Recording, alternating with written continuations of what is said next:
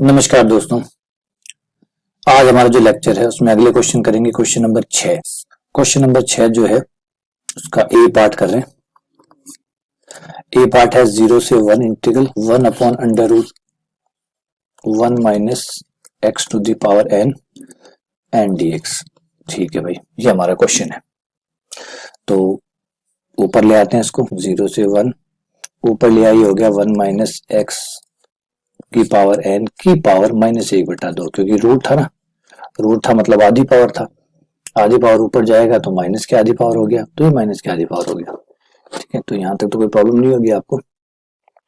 अब इसके बाद में अभी ये बीटा गामा कुछ नहीं दिख रहा, तो थोड़ा सा प्रतिस्थापन करते हैं ताकि कुछ बन जाए। माना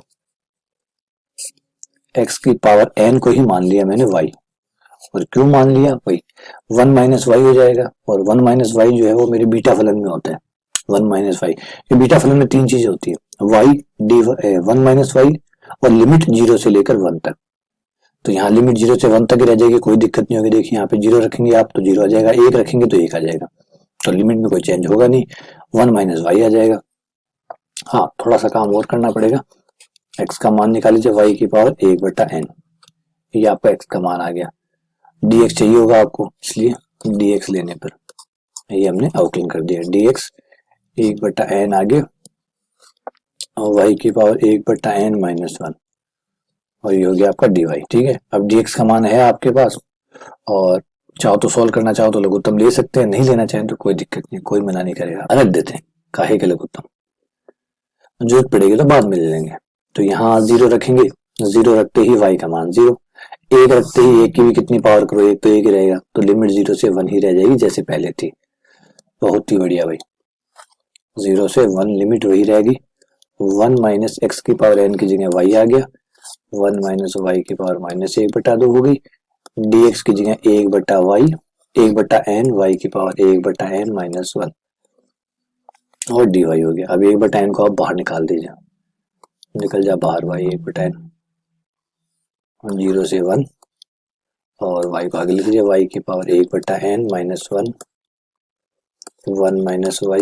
अब बेटा इस बार मैं थोड़ा सा आपको अलग तरीका सिखाऊंगा, एक तरीका आपको मैं अलग सिखाऊंगा, आपको ध्यान देना है। मैं इस माइनस 1/2 को ऐसे लिख रहा हूँ, थोड़ी सी एक नई बात सिखाऊंगा आपको, क्योंकि मैं बार बार आपको m-1 n-1 से कंपेयर करके m और n का मान निकालना कई बार सिखा चुका हूँ, ये पावर को m-1 से, इस पावर को n-1 से, तो इसको हमेशा ऐसे लिखा थोड़ी जा सकता है। एक तरीका ये भी तो हो सकता है, आप -1/2 है, इसको -1 की फॉर्म में लिखिए। -1 मतलब इस तरीके से लिखिए कि इस नंबर में नंबर -1 हो जाए, तो इसे -1/2 को हम 1/2 -1 लिख सकते हैं। अब यहाँ पे आपको कोई तुलना नहीं करनी, सीधा पता चल जाएगा। देखिए ये m-1 होता है, m-1 होता है तो बेटा ये m हो गया नहीं हो गया, ये n-1 होता है तो ये n हो गया नहीं हो गया, तो सीधे कंपेयर करने की जरूरत ही नहीं पड़ी, क्योंकि ये m-1 होता है तो ये -1 है ही है, ये n-1 तो ये -1 है ही है, तो n कितना, सीधा सीधा m आ गया, सीधा n। लेकिन थोड़ा सा आपको यहाँ पे सोचना पड़ेगा। कोई भी नंबर, किसी भी नंबर को ले लीजिए, हर नंबर को लिख सकते हैं ऐसे, हर नंबर को आप ऐसे लिख सकते हैं -1 करके, तो उस नंबर को -1 की फॉर्म में लिख लीजिए, फिर आपको सीधा m और सीधा n दिखने लग जाएगा। ये m है, ये n है, कोई कंपेयर करने की जरूरत नहीं है, कोई और नहीं है, सीधा ही पता चल जाएगा ये m है, ये n है। समझ रहे हैं आप बात को। और अब हम कॉलेज स्टूडेंट हैं तो थोड़ा सा एडवांस लेवल पे होना चाहिए हमें, ऐसे तुलना करेंगे तो ऐसा लगेगा जैसे 10th 11th का बच्चा जो से नहीं करता कि मान निकालने के लिए। अब हम कॉलेज स्टैंडर्ड में, तो कॉलेज स्टैंडर्ड इतना तो होना चाहिए, -1 करके यार लिख लिया, सीधा ही m और n आ गया। तो चलिए m आ गया 1/n और n आ गया आपका 1/। अब इसको गामा में लिख लीजिए, क्योंकि गामा के साथ रिलेशन होता है 1/n, गामा 1/2 बट्टा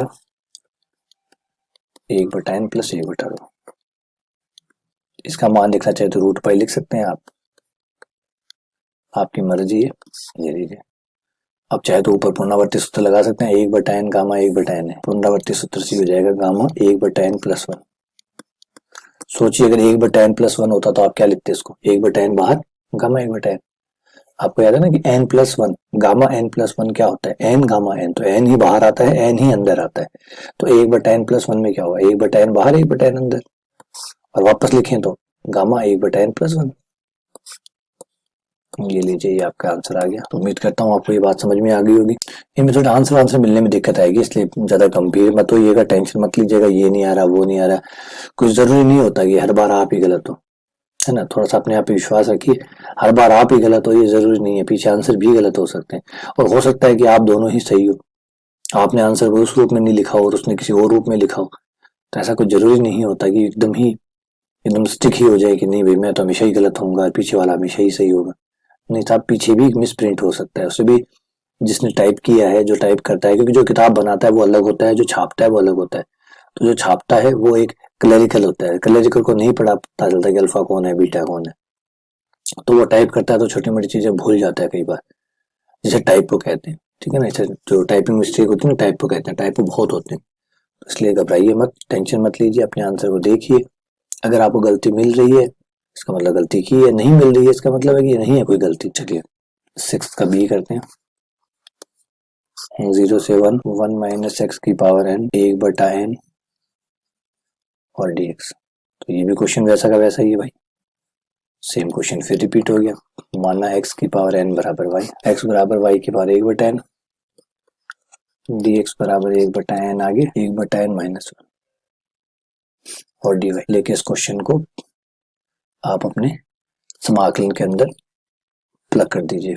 तो लिमिट 0 से 1 कोई चेंजेस नहीं, क्योंकि आप 0 रखेंगे 0 आएगा, 1 रखेंगे 1 आएगा। तो ये 1 माइनस वाई की पावर 1/n और dx की जगह आपका आ गया 1/n y की power 1/n minus 1 dy। 1/n को बेटा बाहर ले लीजिए, और जैसे मैं भी सिखाता आ रहा हूँ कि -1 करके लिखे। अभी 1/n को आप -1 करके कैसे लिख सकते हैं,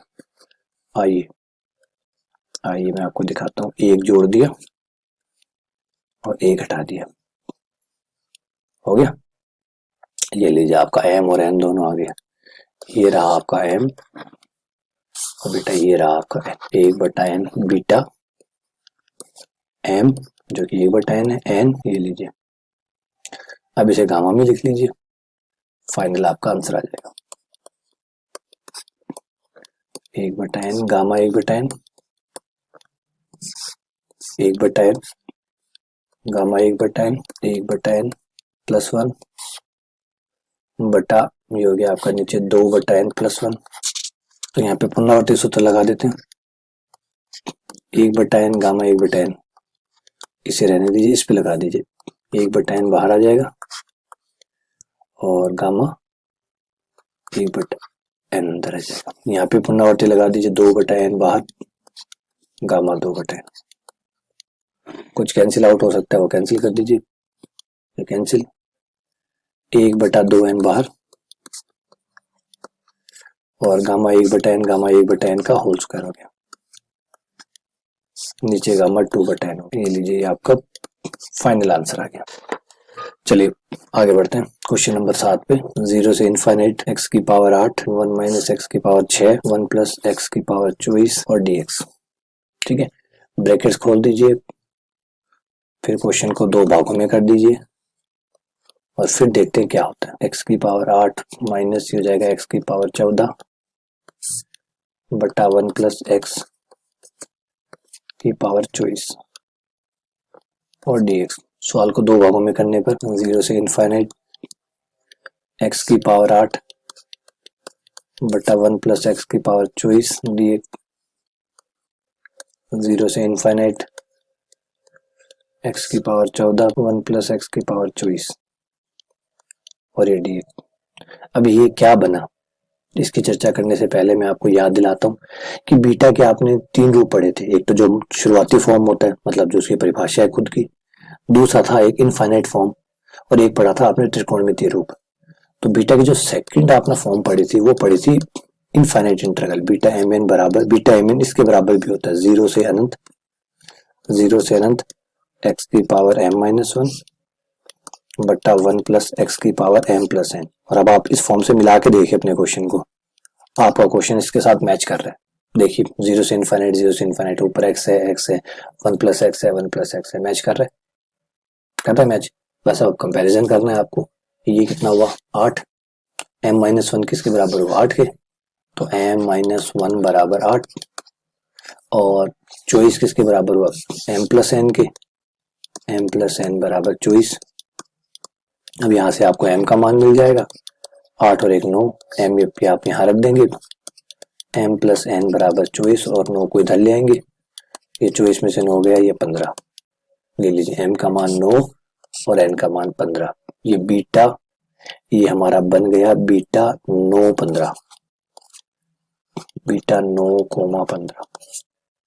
ऐसे ही इसको देख लीजिए, इसकी कंपैरिजन भी कर लीजिए, इसमें भी आपको मिल जाएंगे।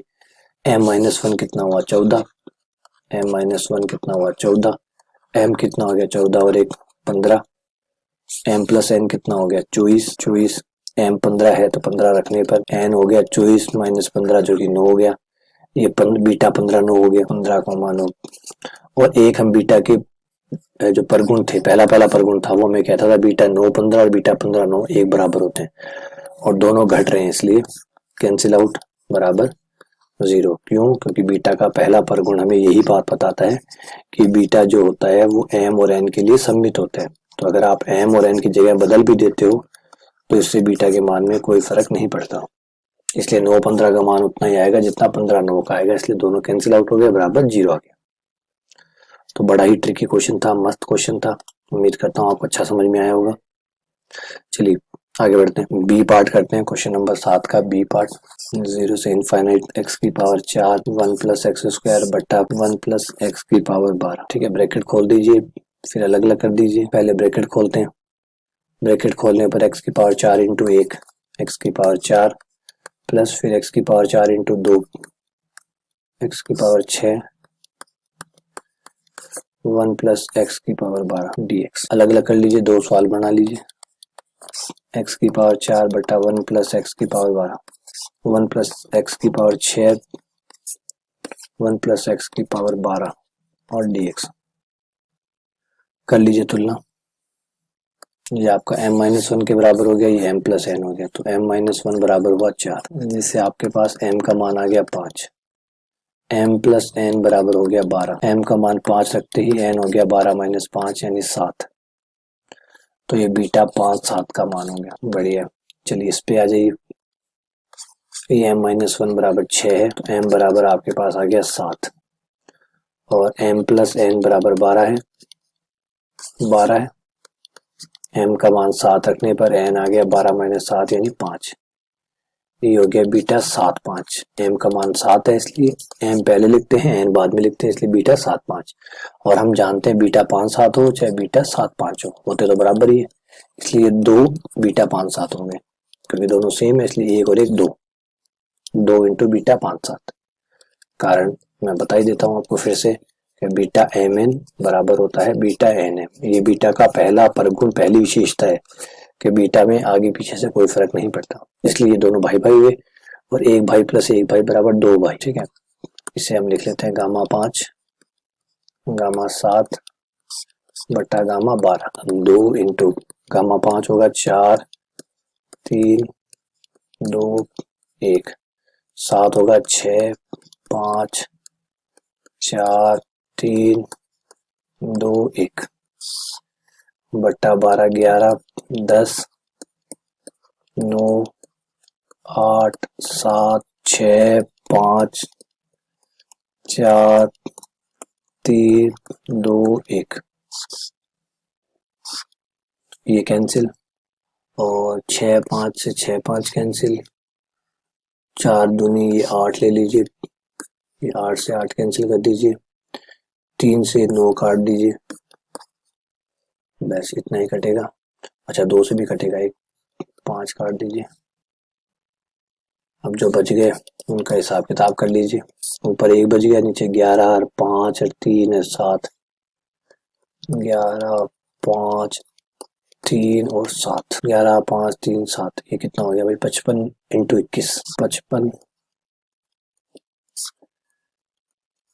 1155। तो चलिए ये क्वेश्चन हमने कर लिए। अब इतने क्वेश्चनों को जो मैं करवा रहा हूँ, मैंने सारे क्वेश्चन करवाए हैं आपको, है ना, तो मुझे इसलिए रहता है कि भाई अगर आपको कोई क्वेश्चन मैं छोड़ देता हूँ, कई बार लगता है कि क्वेश्चन अगर छोड़ दिया, मतलब बी पार्ट मैंने छोड़ दिया, वो आपने निकाला और आपको कहीं दिक्कत आ गई, तो एक काम करिएगा ना, वीडियो मत देखिएगा, आप सोचिए कि भी हमें प्रैक्टिस के लिए क्वेश्चन कहाँ से होंगे, तो आप वीडियो मत देखिए, बी पार्ट को आप खुद कर लीजिए, अगर हो जाए तो ठीक है, नहीं है तो वीडियो देख लीजिएगा, ठीक है ना। तो ऐसे कर सकते हैं, आपको जरूरी नहीं है कि आप वीडियो देख के ही बी पार्ट को करें, आप एक काम करें, पहले खुद कर ले, अगर आप कर पाए तो ठीक है, नहीं कर पाए तो वीडियो है आपके पास, देख लीजिए सॉल्यूशन कैसे किया गया, क्या गलती की है आपने, तो उसे आप चेक कर सकते हैं। क्योंकि अगर मैं क्वेश्चन छोड़ देता हूँ, अगर आपको कोई डाउट आएगा तो फिर आप मुझसे पूछेंगे, फिर मुझे अलग से वीडियो बनाना पड़ेगा, तो इससे बेहतर है कि मैं क्वेश्चन का सॉल्यूशन ही डाल देता हूँ, ताकि आपको जब चाहे तब आप सॉल्यूशन देख सकते हैं, ठीक है। चलिए बहुत बहुत धन्यवाद, शुक्रिया।